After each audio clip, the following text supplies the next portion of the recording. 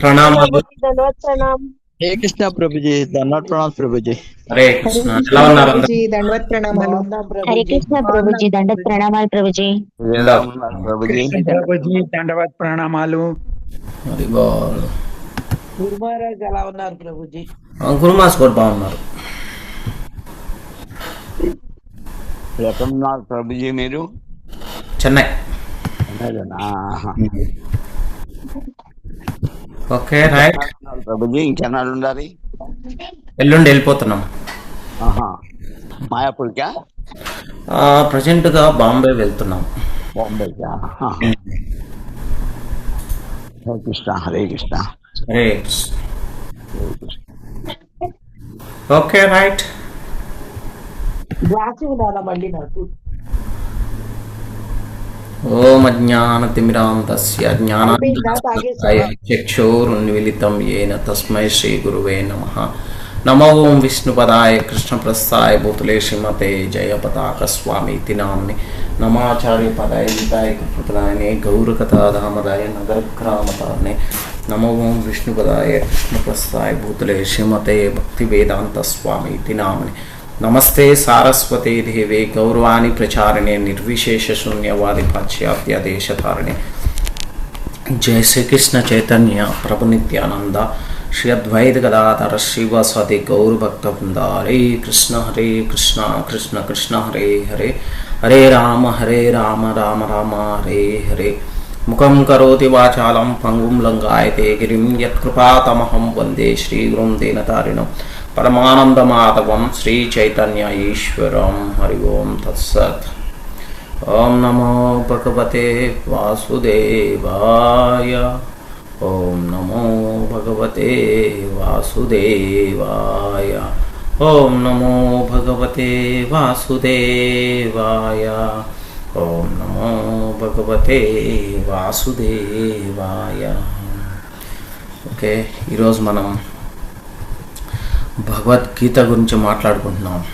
మళ్ళీ వచ్చేసి 13వ అధ్యాయంలో 22వ శ్లోకం.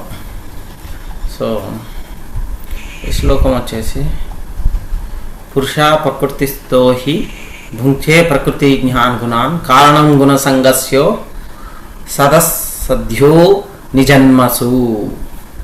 చాలా ఇంపార్టెంట్ వర్డ్స్ అన్నమాట, చాలా ముఖ్యమైన శ్లోకం ఇది. సో ప్రభుపాద్ మనకి ఎంత కరుణ చూపిస్తున్నారంటే అర్థం చేసుకోవటం కోసం, వారు ఎప్పుడో 50 సంవత్సరాల క్రితం ఎప్పుడో చెప్పినా కానీ, అంటే రాసినా కానీ, ప్రతిరోజు యొక్క మన జనజీవన శ్రవంతికి అనుకూలంగా అనువుగా అంటే అన్వయించుకోవచ్చు అన్నమాట వారి యొక్క ఈ సందేశాన్ని. ఇక్కడ ఏం చెప్తున్నారు? భౌతిక ప్రకృతి యందు త్రిగుణములను అనుభవించుచు జీవుడు ఈ విధంగా జీవనము సాగించును. భౌతిక ప్రకృతితో అతనికి గల సంపర్కమే దీనికి కారణం. మనం అర్థం చేసుకోవాలి. మనకి భౌతిక ప్రకృతి నందు ఉన్నటువంటి ఆప్యాయత కృష్ణుని అందు లేదు.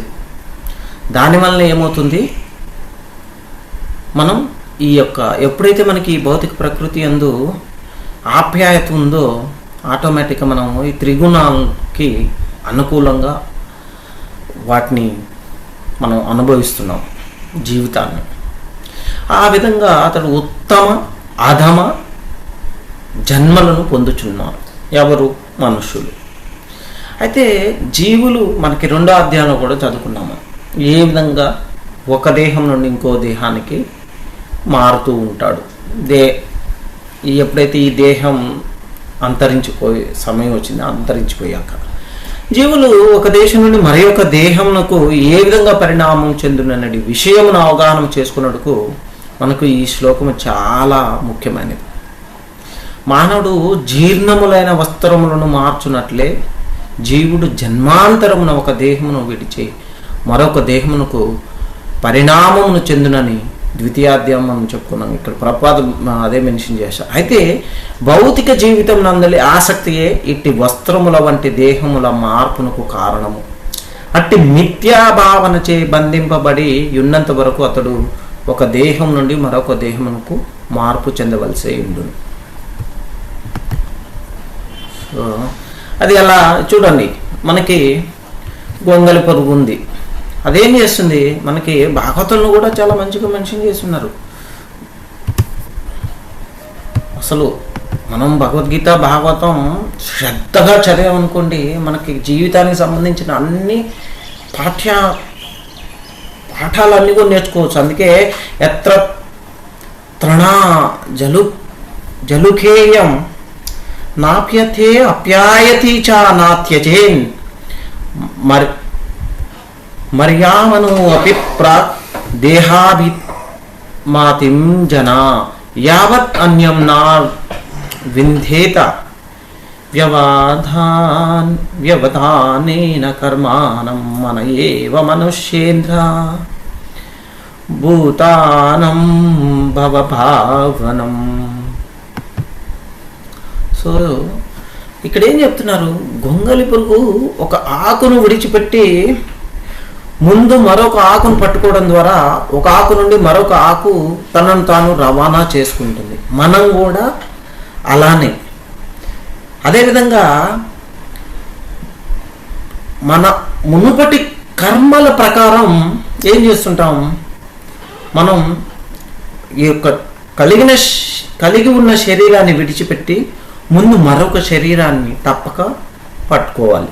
దీనికి కారణం మనస్సు, అన్ని రకాల కోరికలకు నిలయం కాబట్టి. అయితే భౌతిక కార్యకలాపాల్లో ఎక్కువగా లీనమై ఉన్నప్పుడు భౌతిక శరీరం పట్ల చాలా ఆకర్షితులం అవుతాం. మనం మరణ సమయంలో కూడా మనం మన ప్రస్తుత శరీరం గురించి మరియు దానితో అనుసంధానమైన బంధువుల గురించి ఆలోచిస్తూ ఉంటాం. ఈ విధంగా మనం జీవితం యొక్క శారీరక భావంలో పూర్తిగా లీనమై ఉండటం ద్వారా ఏమవుతుందంటే మరణ సమయాన కూడా మన ప్రస్తుత శరీరాన్ని విడిచిపెట్టడానికి విముఖత చూపుతాం. మనం కొన్నిసార్లు మరణం అంచున ఉన్నప్పటికీ ఏం చేస్తామంటే శరీరాన్ని విడిచిపెట్టడానికి చాలా రోజుల ముందు కోమాలో ఉంటూ ఉంటారు కొంతమంది. అయితే తమ ఉనికి లేకుండా మొత్తం దేశం మరియు సమాజం గందరగోళానికి గురవుతాయని భావించే నాయకులు కూడా ఉన్నారు. మరియు రాజకీయ నాయకులు ఇది సర్వసాధారణం. మనం కూడా రాజకీయ నాయకులే అవ్వాల్సిన అవసరం లేదు. రాజకీయ నాయకులు అవ్వకపోయినా కానీ మన కుటుంబాలని అన్వయించుకొని నేను లేకపోతే నా కుటుంబం లేదు, అది నేను లేకపోతే ఎవరు చేస్తారు ఇవన్నీ? నువ్వు లేకపోతే ఎవరో ఒకరు ఉన్నారు చేసేవాళ్ళు. నువ్వు లేనప్పుడు ఎవరు చేస్తారు? భగవంతుడికి తెలిసి అప్పుడు ఎవరు ఏం చేయాలను అని చెప్పేసి. అర్థమైందా? ఇవన్నీ కూడా మన యొక్క మానవుల ఆలోచనలు, ఇవన్నీ కూడా సర్వసాధారణమైనవి. దీన్నే మాయా అంటామన్నమాట. రాజకీయ నాయకులు చూడండి, తమ రాజకీయ పదవులను విడిచిపెట్టడానికి ఇష్టపడరు మరియు వారు శత్రువు చేతిలో కాల్చివేయవలసి ఉంటుంది లేదా మరణం రావడంతో విడిచిపెట్టవలసి ఉంటుంది. ఉన్నతమైన ఏర్పాటు ద్వారా జీవుడికి మరొక శరీరానికి మారడానికి ఇష్టం ఉండదు. అందువలన మనం ఏం చేయాలి? ప్రకృతి నియమాల ద్వారా మరొక శరీరాన్ని అంగీకరించమని బలవంతం చేయబడతాం, అంతే కదా. అందుకే ఏం చెప్తారు మనకి భగవద్గీత 3వ అధ్యాయంలో, ప్రకృతే క్రియమానాని గుణై కర్మాని సర్వశః అహంకార విమూఢాత కర్తాహం ఇతి మన్యతే.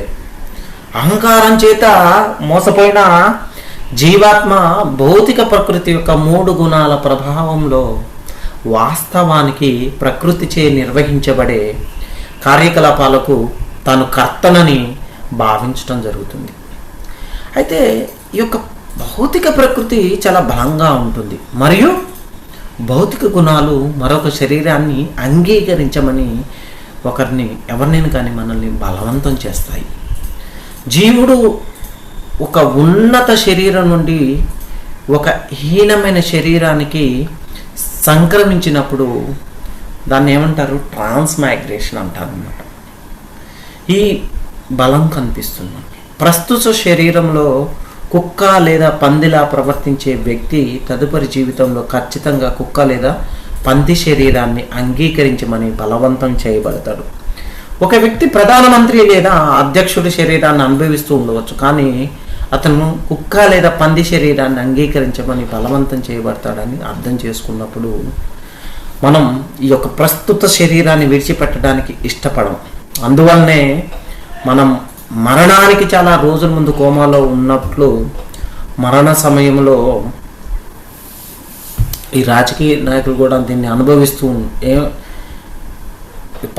ఈ యొక్క పదవిని అనుభవిస్తూ తదుపరి శరీరం ఉన్నప్పటికీ ఇప్పటికీ ఉన్నత నియంత్రణ ద్వారా నిర్ణయించబడుతుంది అనేది మనం అర్థం చేసుకోవాలి.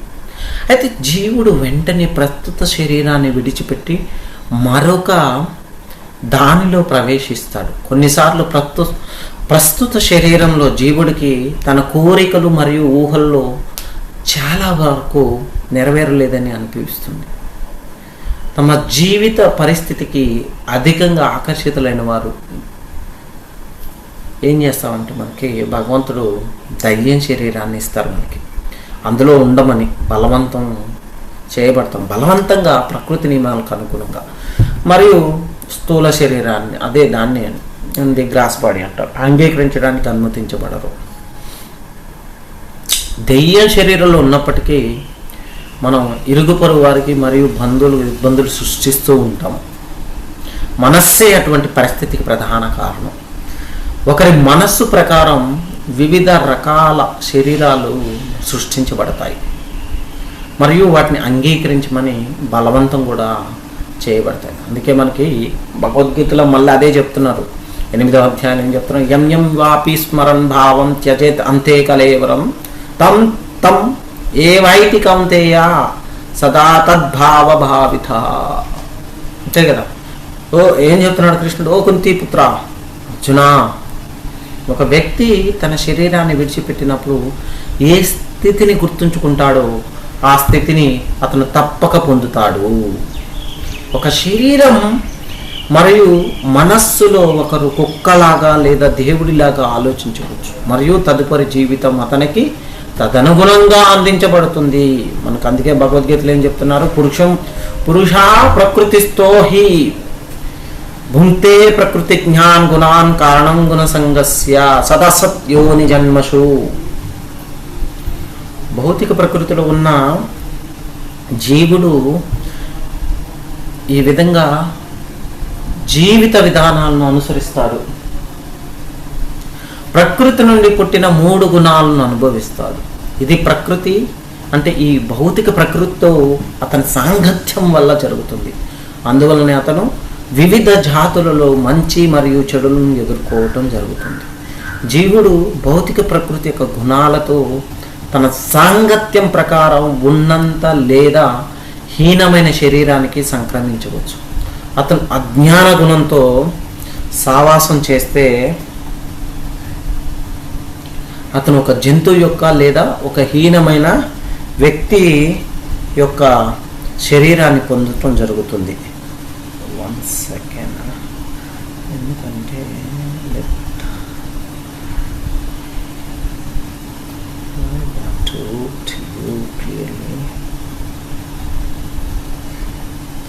సో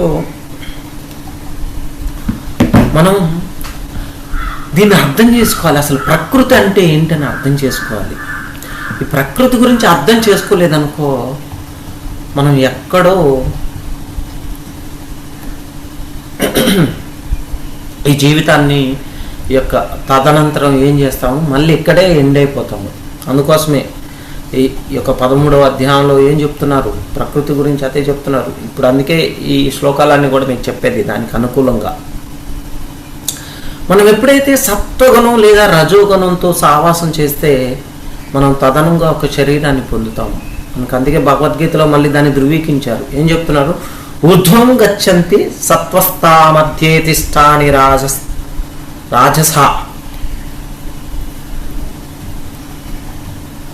జఘనన్య గుణభృతిస్తా అధో గచ్చంతి తామసః.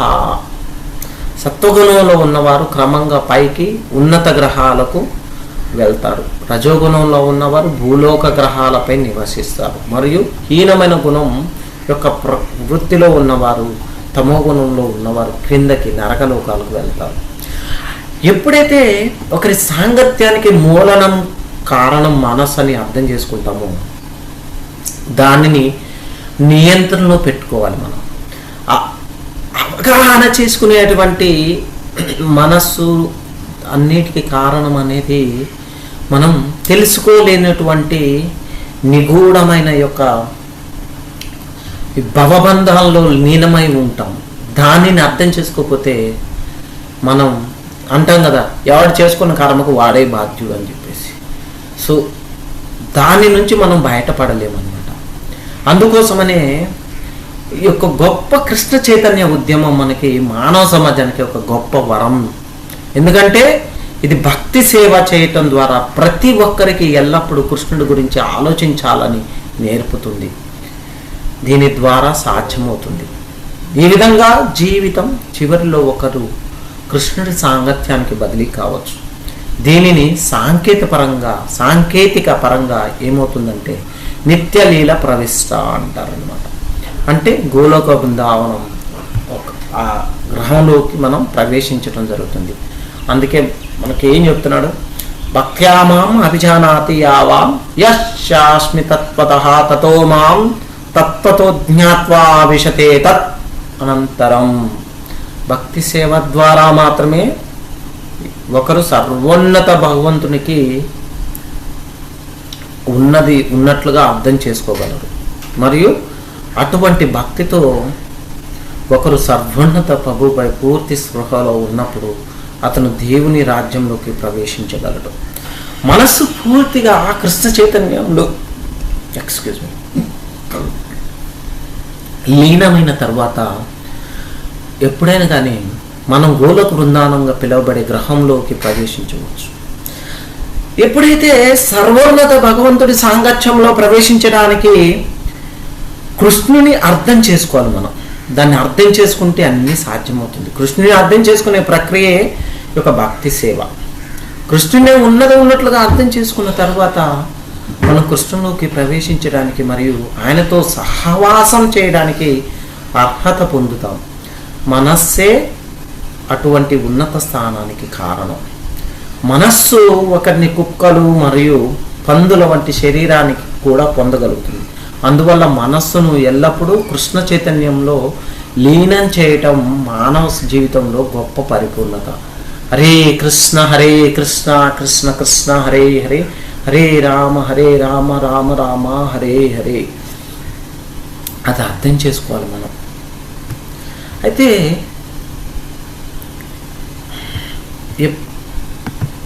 చాలా మనం ఇదంతా నేర్చుకోవాలి మనం. అందుకోసమనే భాగవతం కూడా చదవాలి. భాగవతం చదవడం ద్వారా ఏమవుతుందంటే మనకి మన నిత్య జీవితంలో మనల్ని మనం భాగవతం రచించినటువంటి భక్తుల గురించి మరియు కృష్ణుడికి వారి యొక్క లీల గురించి తెలుసుకోవడం ద్వారా ఏమవుతుందంటే మనకి ఇంకా ఆ మనస్సును లగ్నం చేయగలుగుతాం. అందుకే వస్తుంది, యదాత్మానం అవిజ్ఞాయ భగవంతం పరం గురుం పురుషాత్తు విసచ్చేత గుణేషు ప్రకృతే స్వదృక్ గుణాభిమాని స తదా కర్మాని కురుతే వశః శుక్లం కృష్ణం లోహితం వా యథా కర్మ బీజ్యతే. ఏం చెప్తున్నారు ఇక్కడ? ఎందుకంటే జీవుడికి సహజంగా తన సొంత మంచి లేదా చెడు అదృష్టాన్ని ఎంచుకునే స్వల్ప స్వాతంత్ర్యం ఉంటుంది. అర్థమైందా? కానీ మనం ఏం చేస్తాం, ఆ సర్వోన్నత యజమాని అయిన భగవంతుని మర్చిపోయినప్పుడు అతను భౌతిక ప్రకృతి యొక్క మనం గుణాలకు లొంగిపోవటం ద్వారా ఈ యొక్క భౌతిక ప్రకృతి యొక్క గుణాలచే ప్రభావితమై మనం యొక్క శరీరంతో పోల్చుకుంటాం, అన్వయించుకుంటాం. మరియు శరీరం యొక్క ఆసక్తి కోసం వివిధ కార్యకలాపాలకు బానిసలం అవుతాం అన్నమాట. కొన్నిసార్లు మనం ఏం చేస్తుంటాం, అజ్ఞానం యొక్క గుణం ఒక ప్రభావంలో ఈ యొక్క రజోగుణం యొక్క ప్రభావంతో, మరికొన్నిసార్లు సత్వగుణం యొక్క ప్రభావంతో ఉంటూ ఉంటాం. ఈ విధంగా భౌతిక ప్రకృతి యొక్క గుణాల కింద వివిధ రకాల శరీరాలను పొందటం జరుగుతుంది మనం.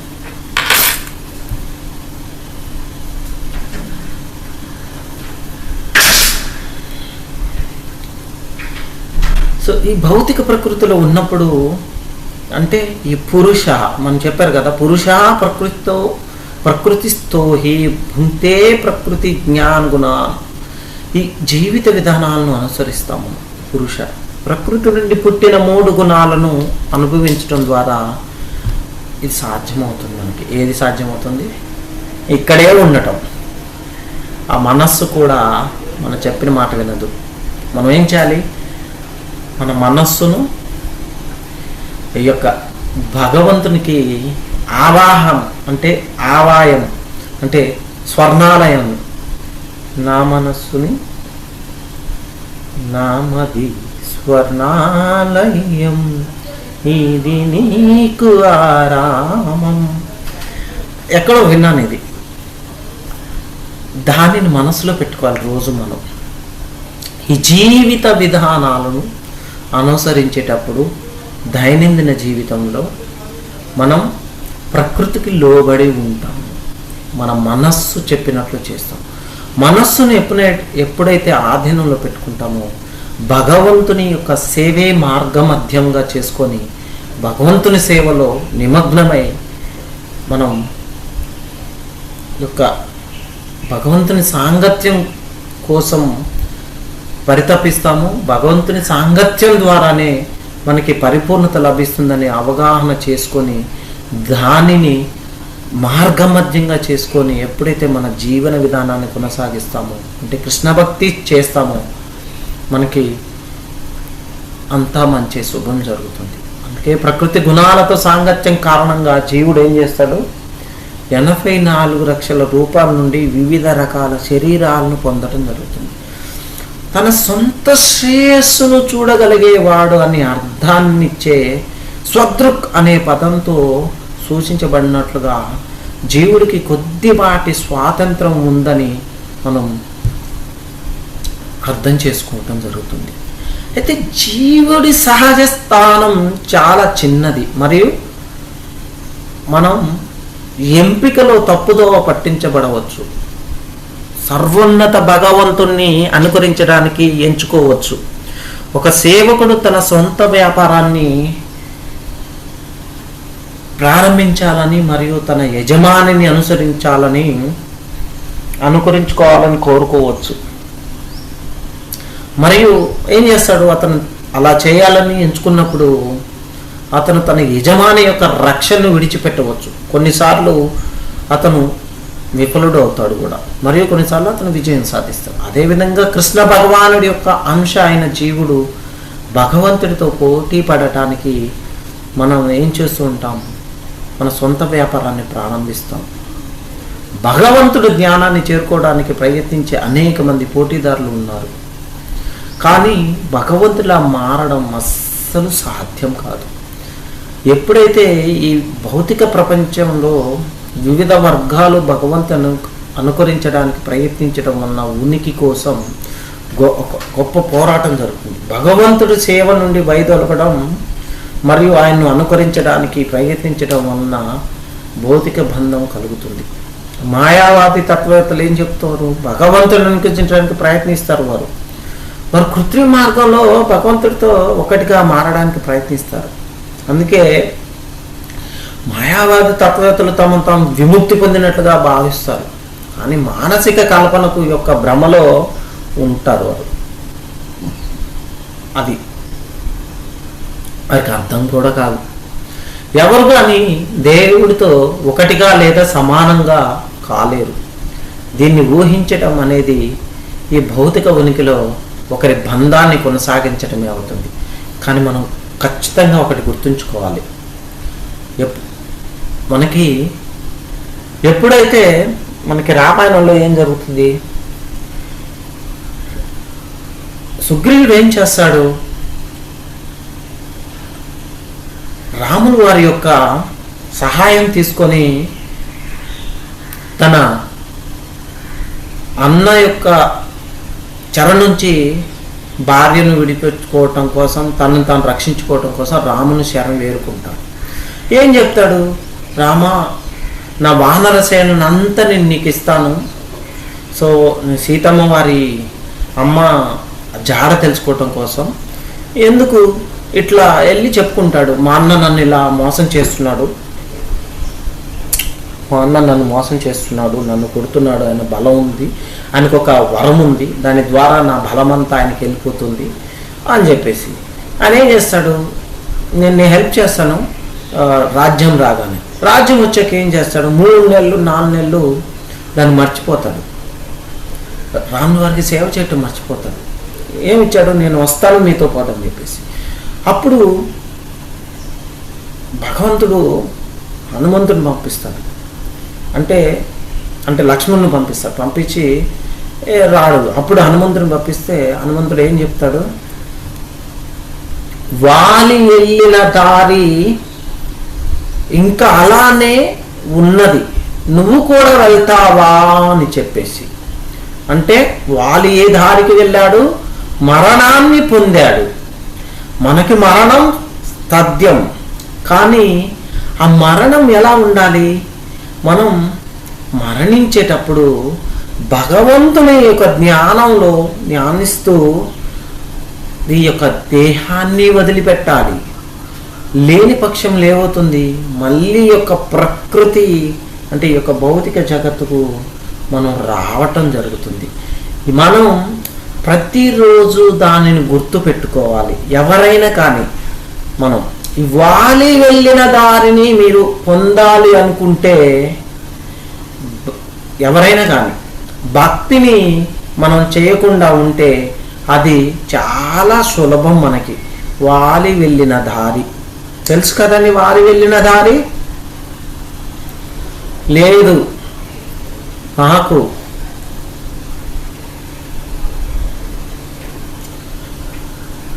భగవంతుడు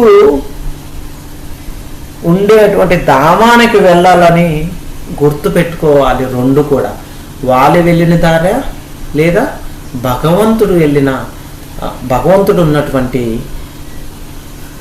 ఆవాసమా. అర్థమైంది కదా? అది ప్రతి ఒక్క క్షణం మనం గుర్తుపెట్టుకోవాలి. ఎవరన్నా అంతే మన బంధువులు కానీ మనం ఇట్లా చెప్పాల్సిన అవసరం లేదు. బాగా చేస్తూ ఉన్నారనుకో, అంటే కొంతమంది ఉంటారు ఎలా అంటే, సారీ అనుకోమండి ఏదో పడింది కంట్లో. సో ఒకసారి ఏం జరుగుతుంది, మనకు తెలిసిన వారు కొన్ని తప్పులు చేస్తూ ఉంటారు. మనం చెప్తూ ఉంటాం, ఇది వద్దురా నాయన చేయమాకరా అంటే వినరు. వినకపోతే ఏం చేయాలి, ఇగో మనకి 2 దారులు ఉన్నాయి. ఒకటి వాలి వెళ్ళిన దారి, ఇంకొకటి మనంతట మనము ఒక మంచి మార్గాన్ని సృష్టించుకోవాలి. ఆ మార్గం ఏంటి, గోలోకానికి వెళ్ళటం కోసం మనం ఆ భ్రమ నుంచి బయటకు రావాలి. ఆ భ్రమ నుంచి బయటకు వచ్చినప్పుడు మనల్ని మనం ఒక సరైన మార్గంలోకి వెళ్ళటం జరుగుతుంది. లేదనుకో, వాలి వెళ్ళిన దారికి మనం వెళ్ళక తప్పదు. మనం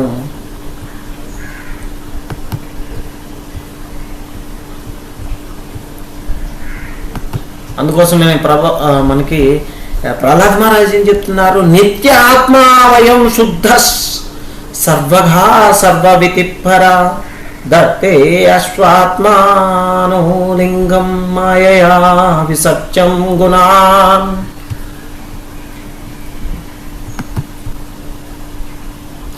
అని ఏం చెప్తున్నాడు, ఆత్మ జీవాస్వరూపం మరణం లేనిది. అది అర్థం చేసుకోవాలి. ఎందుకంటే అది శాశ్వతమైనది మరియు అక్షయం, ఎప్పటికీ అంతం కానిది. భౌతిక మాలిన్యం నుండి విముక్తి పొందినందుకు అది భౌతిక లేదా ఆధ్యాత్మిక లోకాల్లో ఎక్కడికైనా వెళ్ళగలదు. మనం దానిని గ్రహించాలి. ఈ యొక్క మలినాన్ని తొలగించుకొని ఆధ్యాత్మిక లోకానికి వెళ్ళే మార్గాన్ని, ఒకటి వాలి వెళ్ళిన మార్గం, ఇంకోటి ఆధ్యాత్మిక లోకానికి వెళ్ళిన మార్గం.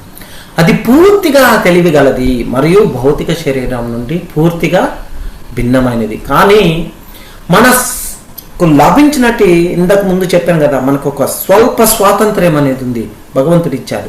దాన్ని దుర్వినియోగం చేయడం ద్వారా మనం తప్పుదారి పట్టించబడినందున భౌతిక శక్తిచే సృష్టించబడిన సూక్ష్మ మరియు స్థూల శరీరాన్ని స్వీకరించడానికి కట్టుబడి ఉన్నాం మనం. తద్వారా భౌతిక సుఖ దుఃఖాలు అని పిలువబడే వాటికి మనం లోనవ్వటం జరుగుతుంది. కాబట్టి ఆత్మ శరీరమును వదిలి వెళ్ళినందుకు ఎవ్వరూ దుఃఖించకూడదు. మంచిది, ఇంకా ఆనందపడాలి. కోనేలే భగవద్ధామానికి వెళ్ళినంత తర్ఫీదు పొంది, ఆ తర్ఫీదును పొందాలి. శరీరాన్ని వదిలి వెళ్ళే కన్నా ముందు మనకి హిరణ్యకశిపుడు యొక్క ఆత్మ యొక్క స్థానాన్ని చాలా తెలివిగా వివరించాడు. ఇది మనకి హిరణ్యకశిపుడు చెప్తున్నాడు. చూడండి, ఆయన అంత లీనమై రాక్షసుడైనా కానీ హిరణ్యకశిపుడు చెప్తున్నాడు ఆత్మ గురించి. ఈ ఆత్మ ఎంత చెప్పినా కానీ కొడుకు విషయానికి వచ్చేసరికల్లా అంటే ఆ అహం అనేది ఉంది. నేనే గొప్ప, నాకన్నా గొప్ప వాళ్ళు ఎవరు లేరు. ఆత్మ యొక్క స్థానాన్ని చాలా తెలివిగా వివరించారు. ఆత్మ ఎప్పుడు శరీరం కాదు, కానీ శరీరం నుండి ఎల్లప్పుడూ పూర్తిగా భిన్నంగా ఉంటుంది. కరెక్టు, శాశ్వతమైనది మరియు అక్షయమైనది అయినందున ఆత్మకు మరణం లేదు. కానీ అది స్వచ్ఛమైన ఆత్మ భౌతిక ప్రపంచాన్ని స్వతంత్రంగా అనుభవించాలని కోరుకున్నప్పుడు అది భౌతిక ప్రకృతి యొక్క పరిస్థితులకు లోనవుతుంది. మరియు అందుకే ఒక నిర్దిష్ట రకమైన శరీరాన్ని అంగీకరించాలి మరియు దాని యొక్క బాధలు మరియు సుఖాలను అనుభవించాలి. దీన్ని మనకి భగవద్గీతలో ఈ యొక్క శ్లోకంలో మనకి వివరించారు. కారణం గుణసంగస్యోస్యాదసత్యోని జన్మసు అని చెప్పటం జరిగింది. మనకి జీవుడు భౌతిక ప్రకృతి యొక్క గుణాలచే ప్రభావితం కావడం వలన వివిధ కుటుంబాలలో లేదా జీవరాశి జాతుల్లో జన్మిస్తాడు. ఈ భౌతిక ప్రకృతిచే నియంత్రించబడినప్పుడు జీవుడు ఒక నిర్దిష్ట రకమైన శరీరాన్ని అంగీకరించినట్లు మనకి అర్థమైంది భగవద్గీతలో. అయితే ఇది పరమప్రభు ఆదేశం మేరకు ప్రకృతిచే అందించబడుతుంది. అది కూడా అర్థం చేసుకోవాలి. అందుకు మనం ఏం చేయాలి? ఈశ్వర సర్వభూతానం హృదిదేశ అర్జున తిష్టతి భ్రమయనస్ సర్వభూతాని యంత్రరూఢాని మాయయా. కృష్ణుడు ఏం చెప్తున్నాడు? ఓ అర్జున, పరమ ప్రభు అంటే ప్రతి ఒక్కరి హృదయంలో కొలువై ఉన్నాడు పరమాత్మ రూపం.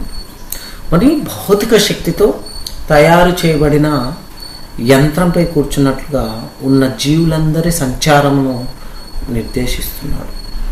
అయితే శరీరం కేవలం ఒక యంత్రం లాంటిది మరియు జీవి యొక్క కర్మ ప్రకారం భౌతిక ప్రకృతి నియంత్రణలో ఇక్కడ మరియు అక్కడ తిరగడానికి ఒక నిర్దిష్ట రకమైన యంత్రం అందించబడుతుంది. ఇది మన పరమ పురుషుడికి లొంగిపోయే వరకు కొనసాగుతుంది.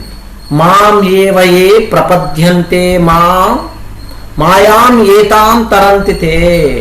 అర్థమైందా? మనం లొంగిపోయే వరకు బంధించబడిన ఆత్మ భౌతిక ప్రకృతి యొక్క ఏర్పాటు ద్వారా ఒక జన్మ నుండి మరొక జన్మకు తీసుకువెళ్ళబడుతుంది. అందుకోసమనే ఏం చేయాలి మనం? యద్రచ్చాయ లోకం ఇమం ప్రాపితః కాంభీర్ బ్రహ్మాన్ స్వర్గాపవర్గయో ద్వారం తిరాశ్యం పునర్ అస్య చ. మీకెందుకు చెప్తున్నానంటే ఈ భాగవతం వర్సెస్ కూడా ఎంత ప్రహ్లాద్ మహారాజు ఎంత మేలు చేస్తున్నారు మనకి అర్థం చేసుకోవాలి. మనం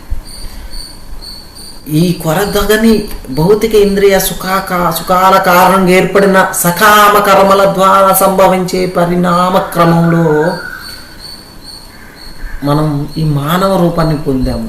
ఇది స్వర్గలోకాలకు, ముక్తికి, నిమ్న జాతులకు లేదా తిరిగి మానవుల్లో జన్మించడానికి దారి తీస్తుంది.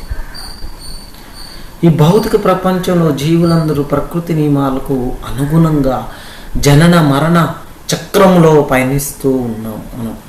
దాన్ని వివిధ జాతుల్లో జరిగే జనన మరణ పోరాటాన్ని పరిణామక్రమం అని పిలవవచ్చు.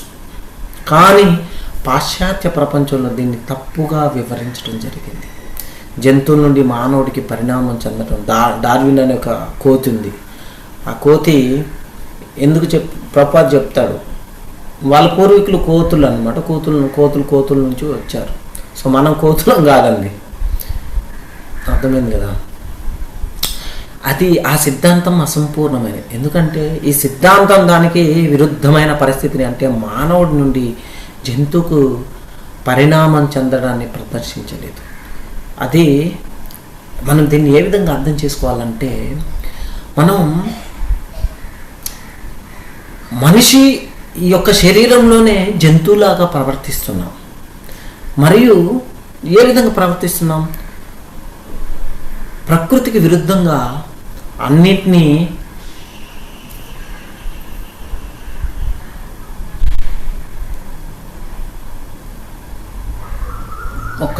అన్నిటిని ఏం చేస్తున్నాం? మనం బలవంతంగా ప్రేరేపిస్తున్నాం. ఎలా? నాకు ఇది కావాలి అని చెప్పేసి దాన్ని మనం స్వాధీనం చేసుకుంటున్నాం. మరియు ఇచ్చినటువంటి గొప్ప అవకాశాన్ని మరచిపోయి ఈ యొక్క జంతు శరీరాన్ని అన్వయించుకునే విధంగా మరి యొక్క జన్మలో జంతు శరీరాన్ని పొందే విధంగా మన జీవన విధానాన్ని కొనసాగిస్తున్నాం. కానీ ఈ మూర్ఖుడు ఏం చెప్పాడు డార్విన్, మనం జంతువుల నుంచి వచ్చామని. జంతువుల నుంచి రాలేదు, మనం జంతువుల్లాగా ప్రవర్తిస్తున్నాము. మరియు జంతువుల్లాగా ప్రవర్తించడానికి మనల్ని మనం తర్ఫీదు తీసుకుంటున్నాం. అందుకోసమనే మనం ఒక ఆధ్యాత్మిక గురువు సాంగత్యంలో ఎప్పుడైతే తర్ఫీదు పొందుతామో మన జీవన విధానం అనేది సత్మార్గంలో ప్రయాణించటం జరుగుతుంది. అందుకే ఈ వైదిక ప్రామాణిక ఆధారంగా పరిణామం చాలా బాగా వివరించడం జరిగింది. దాన్ని మనం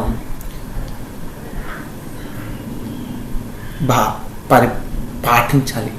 అయితే పరిణామక్రమంలో లభించిన మానవ జీవితం ఉన్నత స్థితికి, స్వర్గాపవర్గానికి లేదా అధోగతి, తిరశ్చాం పునరస్యచ అని ఒక అవకాశం ఉంది మనకి.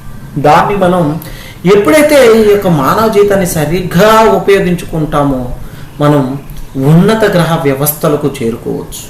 అక్కడ భౌతిక ఆనందం ఈ గ్రహం కంటే 1000 రెట్లు మెరుగ్గా ఉంటుంది. దాన్నే వైకుంఠం లేదా గోలోకం అంటారు. లేదా ఈ పరిణామ క్రమం నుండి విముక్తి పొంది మనం అసలు ఆధ్యాత్మిక జీవితంలోకి తిరిగి స్థాపించబడటానికి వీలైన జ్ఞానాన్ని పెంపొందించుకోవచ్చు.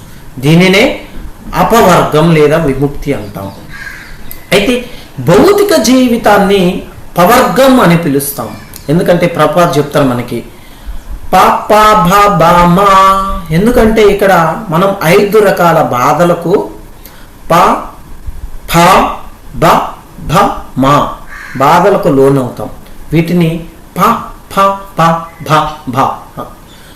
అంటే పరిశ్రమ, చాలా కష్టమైన శ్రమ. ప అంటే ఫేన్ అంటే నోటి నుండి వచ్చే నురుగు. ఉదాహరణకు కొన్నిసార్లు అధిక శ్రమతో గుర్రం నోటి నుండి నురుగు రావడం మనం చూస్తూ ఉంటాం. మన ఆవులు గేదెలు ఉంటాయి, వాటి నుంచి కూడా నురుగు వస్తూ ఉంటుంది. చూసాం కదా, గుర్తుంది కదా మీకు, అది తెలిసి గుర్తే ఉంటుంది మీకు. అంటే వ్యర్థం, అంటే నిరాశ. ఎంత కష్టపడినా చివరికి నిరాశే మిగులుతుంది. తస్య కార్యం న విద్యతే. ఏదైనా కానీ మంచి కార్యం చేయకుండా అంత చెడే చేస్తూ ఉంటాం. అటువంటి కార్యాలన్నీ కూడా ఒక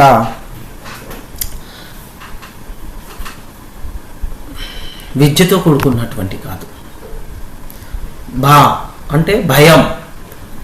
భౌతిక జీవితంలో మనం ఎప్పుడు కూడా భయం యొక్క మండుతున్న అగ్నిలో ఉంటాం అన్నమాట. ఎందుకంటే తర్వాత ఏం జరుగుతుందో ఎవరికీ తెలియదు. చివరిగా మా అంటే ఏంటంటే మృత్యు, అంటే మరణం. ఈ 5 రకాల జీవిత స్థితులను ప ఫ బ భ మ మరియు మ శూన్యం చేయడానికి ప్రయత్నించినప్పుడు మనం అపవర్గాన్ని లేదా భౌతిక ఉనికి యొక్క శిక్ష నుండి విముక్తిని పొందుతాం. తిరశ్చాం అనే పదం అధోగతిని చెందిన జీవితాన్ని ఇస్తుంది మనకి. మానవ జీవితం నిస్సందేహంగా అత్యుత్తమ జీవన పరిస్థితులకు ఒక అవకాశాన్ని అందిస్తుంది. పాశ్చాత్య ప్రజలు భావించినట్లుగా కోతు నుండి మానవులు వస్తారు. వీరు మరింత సౌకర్యవంతమైన స్థితిలో ఉంటారు. అయితే ఒకరు తన మానవ జీవితాన్ని స్వర్గ లేదా అపవర్గం కోసం ఉపయోగించకపోతే అతను మళ్ళీ కుక్కలు మరియు పందులు వంటి జంతువుల అధోగతి చెందిన జీవితానికి పడిపోవటం జరుగుతుంది. అందువల్లనే వివేకవంతుడైన మానవుడు తాను ఉన్నత గ్రహాలకు చేరుకోవాలి, పరిణామక్రమం నుండి విముక్తిని పొందడానికి సిద్ధం కావాలి, లేదా ఉన్నత మరియు నిమ్న స్థాయిలో పరిణామ క్రమంలో మళ్ళీ ప్రయాణించాలో ఆలోచించాలి. మనం ధర్మబద్ధంగా కర్మ చేస్తే ఉన్నత గ్రహ వ్యవస్థలకు చేరుకోవచ్చు, లేదా ముక్తిని పొంది తిరిగి భగవంతుని వద్దకు చేరుకోవచ్చు. లేకపోతే మనం కుక్క పంది వంటి జీవితానికి దిగజారవచ్చు. మనకి అందుకే ఏం చెప్తున్నాడు 9వ అధ్యాయంలో 25వ శ్లోకంలో ఏం చెప్తున్నాడు భగవద్గీతలో, యాంతి దేవావ్రతం దేవా అని అంటే ఉన్నత గ్రహ వ్యవస్థలకు దేవలోకం లేదా స్వర్గలోకం చేరుకోవాలి ఆసక్తి ఉన్నవారు దానికి సిద్ధం కావాలి. అదేవిధంగా ఒకరు ముక్తిని కోరుకుంటే మరియు తిరిగి భగవంతుని వద్దకు వెళ్ళాలని కోరుకుంటే ఆ ఉద్దేశం కోసం తాను సిద్ధం చేసుకోవాలి. అందుకే మనం కృష్ణ చైతన్య ఉద్యమం మానవ సమాజానికి అత్యుత్తమైన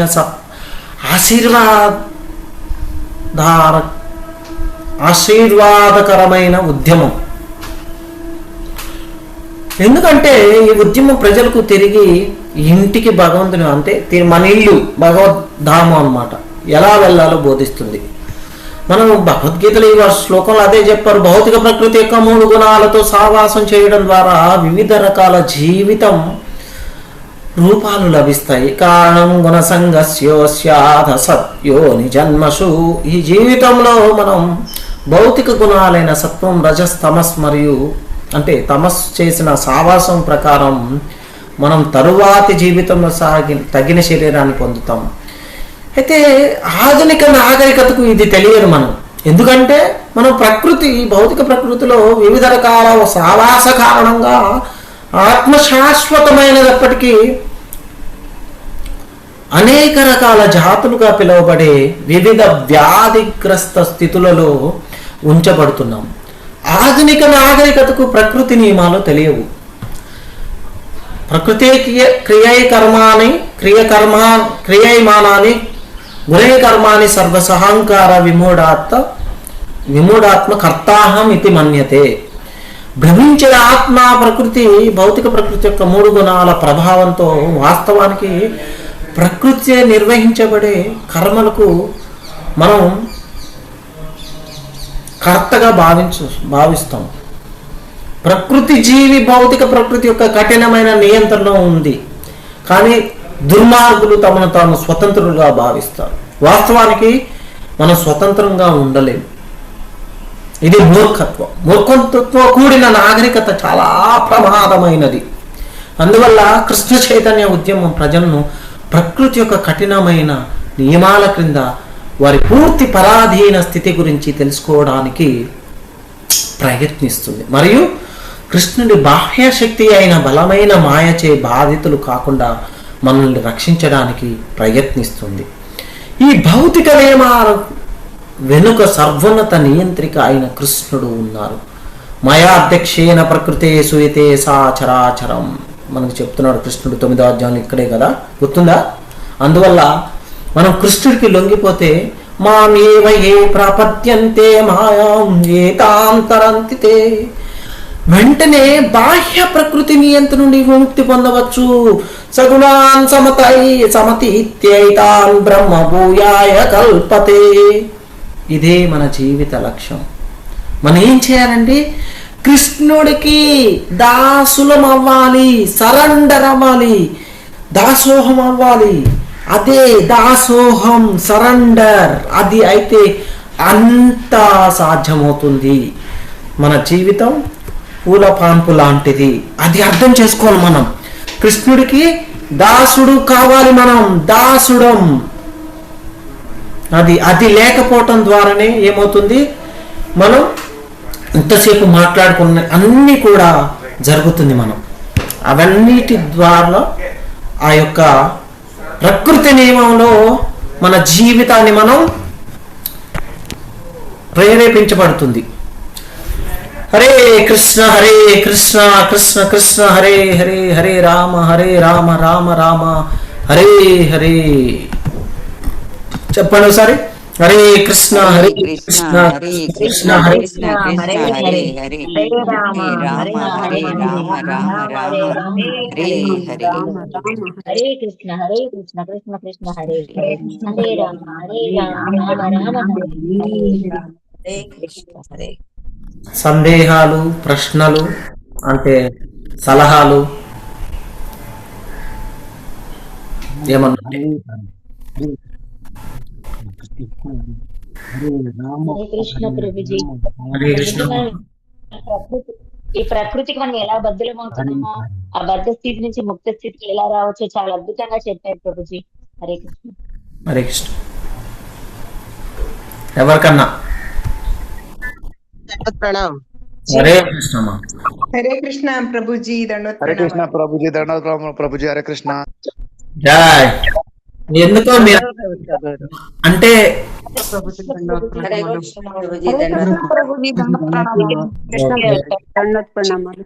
హరే కృష్ణ ప్రభుజీ హరే కృష్ణ ప్రభుజీ.